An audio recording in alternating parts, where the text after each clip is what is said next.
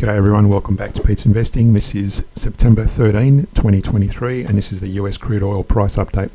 First off, on the daily, you can see here we did have this resistance at 87.62, and since our last update it's actually broken up through that and making new highs. You'll notice also the CCI is still rising, and likewise the Stochastic is also rising and approaching the midpoint.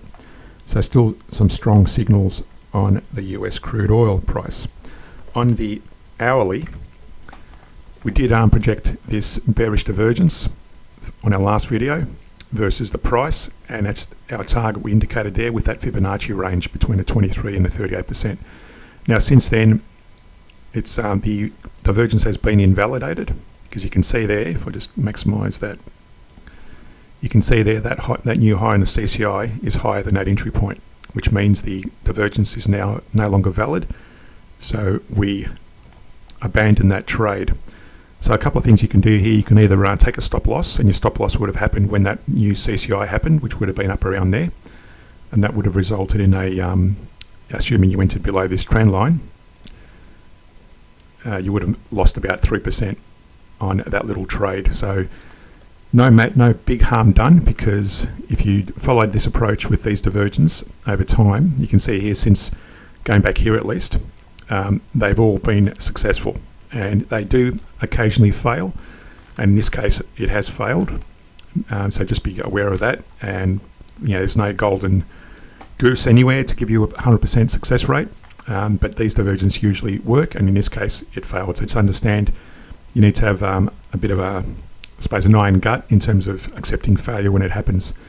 The other thing you can do is wait for this price to rise higher by at least 5% before making any further entries to the downside. Having said that, you can see here, if I move that resistance, that new resistance up there, there is a bit of a divergence forming as we speak.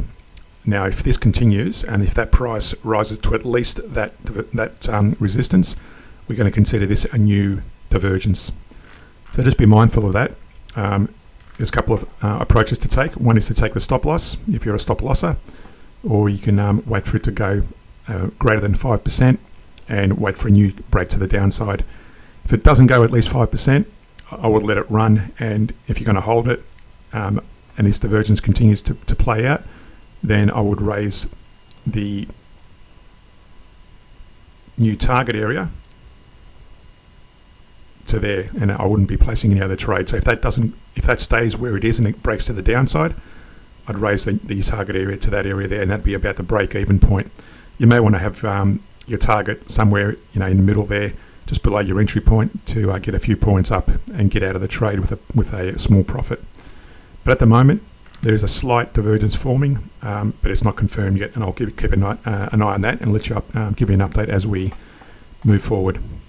So to understand how to trade using the average down approach and some trend trading strategies, support us more and subscribe to the Patreon page, where we look at weekly scans of stocks, currencies and commodities. Subscribe, like and share the channel, hit that notification bell, and we'll see you in a future video.